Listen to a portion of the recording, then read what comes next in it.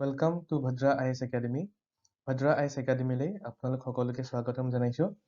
আমি যিটো সিৰিজ আৰম্ভ কৰিছিলো ইউনিয়ন বাজেটৰ ওপৰত 21-22 আজি সেই সিৰিজটোৰ পাৰ্ট 6 আৰু এইটোৱে হৈছে আমাৰ গোটেই সিৰিজটোৰ লাষ্ট পাৰ্ট হয়। তো আজি আমি নেক্সট 25 কুৱেশ্যনছ MCQ ডিসকাস কৰিম। তো আহক আমি ফাৰ্স্ট কুৱেশ্যনটো চাওঁ।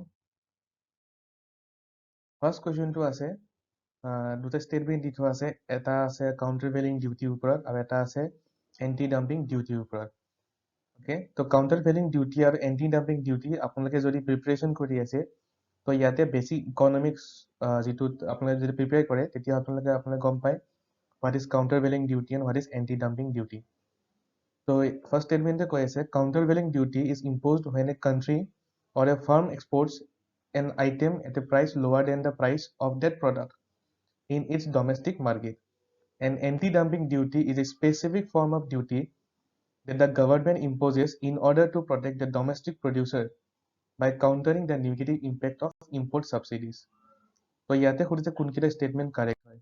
তো যদি ভালকে চাওঁ ইয়াতে এটা statementটো correct নহয়। Okay, তো চাওঁ anti-dumping duty টো কেনেকুৱা হয়? It is imposed when a country or a firm exports an item at a price lower than the price of that product in its market. Okay, আৰু কাউন্টাৰভেলিং ডিউটিৰ বিষয়ে আপোনালোকে চাব পাৰে ইয়াতে দি থোৱা আছে। তো এইখিনি হৈছে আমাৰ বেসিক ইকনমিক্সৰ বস্তু। যদিও এইবিলাক টাৰ্ম আমাৰ বাজেট স্পিচত আছে, কেনেকে বাজেট আহিছে চাওক যদি ভালকে চাই, কাৰণ গভৰ্ণমেণ্টে এমেণ্ডমেণ্ট কৰিছে কিছুমান provision relating to anti dumping duty and countervailing duty. Okay, তো সেইকাৰণে আমাৰ কাৰণে এই টাৰ্মবিলাক ইম্পৰ্টেণ্ট হৈ যায় for my exam point of view. Okay, তো যোনে নাজানে তেখেতসকলে আপোনালোকে NCERT বা বেলেগ বুক ৰেফাৰ কৰিব পাৰে। ওকে, নেক্সট কুৱেশ্যনটো আছে WCO, that is World Customs Organization, was established in 1952 as the Customs Cooperative Council, and it is a specialized agency of the UN, and the membership is divided into 6 regions. Okay, তো ইয়াতে সুধিছে কোনকেইটা statement correct হয়। যদি ভালকে চাওঁ ইয়াতে only 1 আৰু 3 number statementটো correct হয়, because এইটো specialized agency of UN নহয়। তো এই যিটো second statement আছে নহয়, তো UN যিবিলাক specialized agency হয় এইবিলাকৰ ওপৰত questions কিন্তু প্ৰায় আহে। Okay, যে এইকেইটা অৰ্গেনাইজেশ্যন এইকেইটা বডি UN স্পেচিয়েলাইজড এজেঞ্চি হয় বা নহয় সেই বস্তু আমি জানিব লাগে। Okay, okay, it was established in 1952 as the Customs Cooperative Council, and in 1994 the organization adopted its current name, that is WCO, and it is an independent intergovernmental organization. Next come to question number 3. Which of the following items attract highest agricultural infrastructure and development says? Okay, so ইয়াতে চাওঁ correct statement হ'ব, option হ'ব correct C, that is alcohol. Okay, তো এতিয়াও যদি আপোনালোকে ভালকে চাই ইয়াৰ ওপৰত চেছ লগাই থোৱা আছে। ইভেন হেৰি সময়টো যেতিয়া COVID-19 যেতিয়া আমি যেতিয়া খুলিছিল তেতিয়াও এলকহলৰ ওপৰত চেছ লগাইছিলে। এইটো an agriculture infrastructure and development cess has been proposed on the specified goods among the items alcohol attract maximum cess of 100%. Next, in the union budget, SWS on agriculture infrastructure and development cess is being exempted from gold and silver. Okay, so on this date যদি আপুনি ভালকে চাই SWS rate of 10% for all goods. Okay, next question number 5. Pradhan Mantri Kisan Samman Nidhi is a central sector scheme with 100% funding from the center. Under the scheme, the center transfer an amount of ₹6,000 per year, and all the states have been implementing this scheme. The PM Kisan scheme, that is Pradhan Mantri Kisan Samman Nidhi. তো এই স্কিমখনৰ বিষয়ে চাগে নাজানা কোনো নহ'ব। তো আপোনালোকেও যেতিয়া নিউজপেপাৰ পঢ়িছে বা নপঢ়িলেও আপোনালোকে এই স্কিমখনৰ ওপৰত ভালেখিনি বস্তু গম পাইছে যে 6,000 টকা দিয়া হয়, 2,000 তেনেকৈ এটা ইনষ্টলমেণ্টত দিয়া হয়। তো সেইখন স্কিম আছিলে PM কিষাণ স্কিম। তো ইয়াৰ কাৰেক্ট ষ্টেটমেণ্ট হৈছে 1 আৰু 2। Okay, because all the states have not been implementing this scheme. কিছুমান ষ্টেটছৰ তেনেকুৱা নিচিনা বেলেগ স্কিমো আছে। Okay,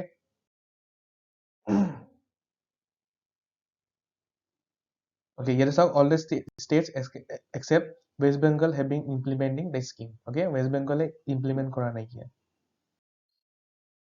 Next, PAHAL scheme is under which of the following ministry? Option A, Ministry of Petroleum and Natural Gas. Option B, Ministry of Power, Ministry of Water Resources, and Ministry of Commerce and Industry. So here correct answer is Ministry of Petroleum and Natural Gas. So PAHAL scheme is a direct benefit transfer scheme under the Ministry of Petroleum and Natural Gas. Okay, PAHAL or the direct benefit transfer of LPG scheme is a well-targeted scheme of subsidy delivery to the LPG consumers aimed at rationalizing subsidies based on an approach to cut subsidy leakage but not subsidies themselves. Next, Deep Ocean Mission is under which of the following ministry? Okay, তো এনেকুৱা type of question যে এই ডিপাৰ্টমেণ্টটো বা এই মিছনটো বা এই স্কিমখন কোনটো ministry আণ্ডাৰত বা কোনটো মিনিষ্ট্ৰিয়ে ইমপ্লিমেণ্ট কৰি আছে, তো এনেকুৱা টাইপ অফ কুৱেশ্যনছ আমি আগতেও দেখা পোৱা যায়। তো বাজেটতো যদি চাওঁ আমি তেনেকুৱা বহুত বস্তু আছিলে, তো তেনেকুৱা যিবিলাক ইম্পৰ্টেণ্ট বস্তু হয় সেইবিলাকৰ ওপৰত মিনিষ্ট্ৰিটো আমি জানিবলগীয়া আমাৰ কাৰণে বহুত দৰকাৰী হৈ যায়। তো ইয়াতে যদি চাওঁ deep ocean mission is under the ministry of earth science. Okay okay, তো গভৰ্ণমেণ্টে 4,000 crore প্ৰপ'জ কৰিছে for this deep ocean mission for 5 years আৰু নোডেল এজেঞ্চি হৈছে ministry of earth science. Next question number 8. Which of the following statement about the reasons for a separation of railway budget from the general budget are correct? তো আমি গম পাওঁ যে আগতে railway budget আৰু general budget বেলেগ বেলেগ আছিল। অ'কে, এতিয়া যদি চাওঁ এতিয়া ৰেল বাজেট আৰু বাজেট জেনেৰেল বাজেট একেই হয়, একেলগে মানে ঘোষণা কৰা হয়, প্ৰপ'জ কৰা হয়। বাট আগতে ৰেলৱে বাজেট এক্সট্ৰাকে ঘোষণা কৰা হয়। তো which of the following statement about the reasons for separation of the rail budget from the general budget are correct? To introduce flexibility in the railway finance management, to facilitate a business approach to the railway policy, and to secure stability of the general revenues for providing an assured annual contribution from railway revenues. So here a correct statement, all of the above. তো 2016 পৰা যিটো সেপাৰেশ্যন কৰি থোৱা আছিলে সেই বস্তুটো merge কৰি পেলাই আজিকালি একেলগে দিয়া হয়। তো কাৰণকেইটা অলৰেডি আমি ডিছকাছ কৰিছোঁ। নেক্সট, ভাৰতমালা পৰিযোজনা। তো এই ভাৰতমালা পৰিযোজনাৰ ওপৰত আমি ভালেখিনি কুৱেশ্যনছ MCQ আমি ডিছকাছ কৰিছোঁ। তো এই কুৱেশ্যন নম্বৰ 9 টো চাওঁ, which is also about Bharatmala পৰিযোজনা. It is a centrally sponsored and funded the road and highways project. The ambitious umbrella project has subsumed all existing highway projects, including the flagship National Highway Development Project. So ইয়াৰে correct statement হ'ব both. Next, E-Masiha scheme is related to এখন scheme যদি ভালকে চাই, it is related to health. Okay, year full form হৈছে E-Medical Assistance System for Indian Pilgrims Abroad. Okay, and India has become the first country in the entire world which has made the entire Hajj 2020 process 100% digital. Next, Hamari Dharohar is a scheme related to scheduled caste, minority, Kashmiri and Northeast. So here correct answer about minority. Okay, this scheme aims to preserve the rich heritage of the minority community in the context of Indian culture. Next, Act East policy focused on, Act East policy very important. Okay, it is focused on ASEAN countries. It is focused on economic integrated. It is focused on East Asian countries, and it focused on security cooperation. It focused on all the four. Okay? All of the above. Next, question number 13. Production linked incentive scheme aims to give companies incentives on incremental sales for a product manufactured in domestic units, and the scheme will be helpful to achieve digital economy. So here correct answer hobo both. Next, question number 14 about 15th Finance Commission. It has recommended maintaining the vertical devolution at 41%. For horizontal devolution, it has suggested 12.5% weightage to demographic performance, and it has made the required adjustment of about 1% due to the changed status of the erstwhile state of J&K. Okay, so here is a statement correct. তো finance কমিশনৰ বিষয়ে আমি জানো, finance কমিশনে recommendation দিয়ে for devolution of money from the center to the states. তো যেতিয়া পইচাবিলাক ভাগ কৰিব between states আৰু between from the center to the states, তো কি ক্ৰাইটেৰিয়া লৈ পেলাই ভাগ কৰিব, প্লাছ কি মানে কোনটো ক্ৰাইটেৰিয়া কিমান পাৰ্চেণ্ট ৱেটেজ দিব, তো সেইবিলাক আমাক কোনে কয়, ফাইনেন্স কমিশ্যনে কয়, ৰিকমেণ্ডেশ্যন দিয়ে। অ'কে, তো based on the recommendation generally গভৰ্ণমেণ্টে ষ্টেটবিলাকক পইচা দিয়ে আৰু পইচা ষ্টেটবিলাকৰ মাজতো সেই ক্ৰাইটেৰিয়া মতে ভগাই দিয়ে। Next, Operation Green Scheme is only for the tomato, onion, and potato, and the scheme provides subsidy for their transportation and storage from surplus production area to major consumption center. So here correct answer is only 2 correct. Okay. So Operation Green seeks to stabilize the supply of tomato, onion, and potato crops and to ensure stability of the tomato, onion, and potato crops throughout the country round the year without price volatility. The scheme was extended during June 2020 to cover all fruits and vegetables, okay, for a period of 6 months on pilot basis as a part of Atmanirbhar Bharat Abhiyan. So apun gom paise ei statement tu kiyo bhul asile. Next, the Ministry of Agriculture and Farmer Welfare has created a micro irrigation fund, that is MIF, under which of the following? SIDBI, NABARD, NHB, and IRIC. Okay, here the correct answer will be B, that is NABARD. Next, question number 17. National Agriculture Market, that is NAM, is a pan-India electronic trading portal which networks the existing APMC mandis to create a unified national market for agricultural commodities. It is managed by Farmer Producer Organization, FPOs, and the NAM portal provides a single window service for all APMC related information and services. So here the correct statement will be only 1 and 3. Okay. Next, question number 18. Which of the following places government announced to develop modern fishing harbor and land and fish landing centers? Okay, we have discussed about this question. মানে এনেকুৱাৰে ইয়াৰে অলপ related কিবা এটা question আমি discuss কৰিছিলোঁ in hour previous videos. তো ইয়াতে কি হ'ব, Kochi, Chennai, Visakhapatnam or Paradip. Here the correct answer is all of the above. Means the government has announced to develop modern fishing harbors and fish landing centers in Kochi, Chennai, Visakhapatnam, and Paradip. Okay. And which of the following state government has proposed a multi-purpose seedwheat park? Okay, here the correct answer is D, that is Tamil Nadu. Seedwheat farming is an emerging sector with potential to transform the lives of coastal communities. It will provide large-scale employment and additional incomes. And to promote the seedwheat cultivation, government has proposed a multi-purpose seedwheat park to be established in the state of Tamil Nadu. Okay. Next, question number 20. It is about one nation, one ration card. Okay, it was very much in news.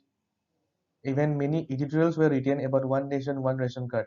Okay, so here is how statement kita ki ase. This scheme aims to ensure all beneficiaries, especially migrants, and under this scheme, a migrant can get ration, that is wheat, rice, and other food grains across the nation from any public distribution system shop of their own choice. Here the correct answer is both. Okay, so যিটো ভালকে চাই ইয়াৰ এমে আছিলে যে suppose যদি মই ইয়াৰে হয় অসমৰ হয় যদি মই সাপোজ মুম্বাইত আছো তেতিয়াহ'লে তাতো মই মোৰ ৰেচন ল'ব পাৰিম by my ration card. Okay, next, which of the following is a gig worker? Gig economy, gig worker. This is a very common term now, and also it is seen in news. Food delivery agent, hired worker in infrastructure projects, cab driver, or freelancer journalist. Here the correct answer is all of the above. Means they are not in formal economy. Okay. Consider the following statement about Stand Up India scheme. The objective of the Stand Up India scheme is to facilitate bank loans between 10 lakh and 1 crore. The scheme is exclusively for SC, ST, and or for women entrepreneur above 18 years. And loans under the scheme is available for both greenfield project and brownfield project. Okay, we have already discussed about what is greenfield project and what is brownfield project. So yet a statement correct about Stand Up India scheme. Here the correct answer is only 1 and 2. Okay, তো greenfield project আৰু brownfield project মানে কি কৈছিল মনত আছেনে? Greenfield মানে যিটো ফ্ৰেছলি সেই প্ৰজেক্টটো আৰম্ভ কৰা হয়। ব্ৰাউনফিল্ড প্ৰজেক্ট মানে অলৰেডি তাৰে কাম হৈ গৈছে, অলপমান কাম হৈ গৈছে, তো এতিয়া ষ্টাৰ্ট কৰি আছে বেলেগ কোনোবাই। Okay, that's brownfield project. Which of the following statement is incorrect about budget 21-22? Okay, 100 new Sainik schools will be set up in partnership with NGOs, private schools, or states. There will be a central university in Leh, Ladakh, and 750 Ekalabya model residential school in tribal areas. Or D, all the statements are correct.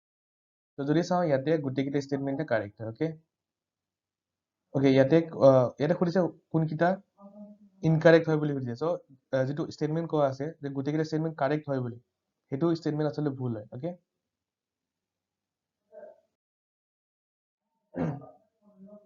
next, consider the following statement about Ekalabya Model Residential School. It is under the Ministry of Tribal Affairs.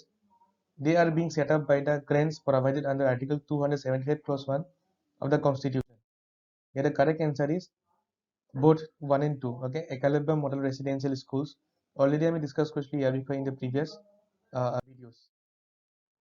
Government has set a target of establishing 750 Ekalabya Model Residential School in the tribal areas and proposed to increase the unit cost of each school from 20 crore to 38 crore and for the hilly and difficult areas to 48 crores. This would help in creating robust infrastructure facility for our tribal students. Next comes the last question, that is, which of the following act has been amended in the budget 21-22? Okay, Central Excise Act, Customs Tariff Act, and Customs Act. Okay, so here correct answer hobo all of the above. Okay, in the budget session, various tax has been rationalized by amending relevant acts. These acts are Central Excise Act 1944, Customs Tariff Act 1975, Customs Act 1962, etc. তো এইখিনি আছিলে আমাৰ যিখন আমাৰ 21-22 বাজেটৰ ওপৰত 50 important MCQs। তো যদি চাই যেতিয়া আমি ডিছকাছ কৰি আছিলো, তো ইয়াতে আমি অকল বাজেটৰ বিষয়ে ডিছকাছ কৰা নাইকিয়া, বাজেটত যিবিলাক টাৰ্ম ইউজ হৈছিলে সেই টাৰ্মবিলাকৰ ওপৰতো আমি MCQs প্ৰভাইড কৰিছিলো। তো যদি আপোনালোকে সেই বেছিক ইকনমিকখিনি নাজানে, তেতিয়াহ'লে আপোনালোকে NCERT পঢ়িব পাৰে, নহ'লে যদি আপোনালোকে বিচাৰে আমাৰ ভদ্ৰাইজ একাডেমীৰ ফালৰ পৰা যিখন ইকনমিক্সৰ মেটেৰিয়েল আছে, সেইখন মেটেৰিয়েলো আপোনালোকে ৰেফাৰ কৰিব পাৰে। সেই মেটেৰিয়েলখন যদি আপোনালোক মই ক'ব যাওঁ, মই যদি চাওঁ কিয় কিনিবলৈ মই কৈ আছোঁ, যদি আপোনালোক কিয় ৰেফাৰ কৰিব কৈ আছোঁ, because from that economics material only আমাৰ এইবাৰ যি লাষ্ট UPSC প্ৰিলিমছ হৈ গৈছিল, তাতে more than 10 questions ডাইৰেক্টলি সেইখন কিতাপৰ পৰা আহিছিলে। অ'কে, মানে সেইখনৰ কিতাপৰ পৰা মানে কাটিছে বুলি মই কোৱা নাইকিয়া, বাট দ্য টপিকছ যিবিলাক আছিলে সেইবিলাক মানে সেই কিতাপখনত কভাৰ কৰা হৈছে। তো যি আপকামিং আমাৰ এক্সামছ আহি আছে, তাৰ কাৰণেও সেইখন কিতাপ বহুত ইম্পৰ্টেণ্ট হয়। অ'কে, তো আপোনালোকে যদি বিচাৰে সেইখন আপোনালোকে ৰেফাৰ কৰিব পাৰে ফৰ বেছিক ইকনমি। অ'কে, তো অধিক জানিবৰ কাৰণে আপোনালোকে আমাক কল কৰিব পাৰে। আমাৰ ফোন নম্বৰ হৈছে 8638391721। Thank U.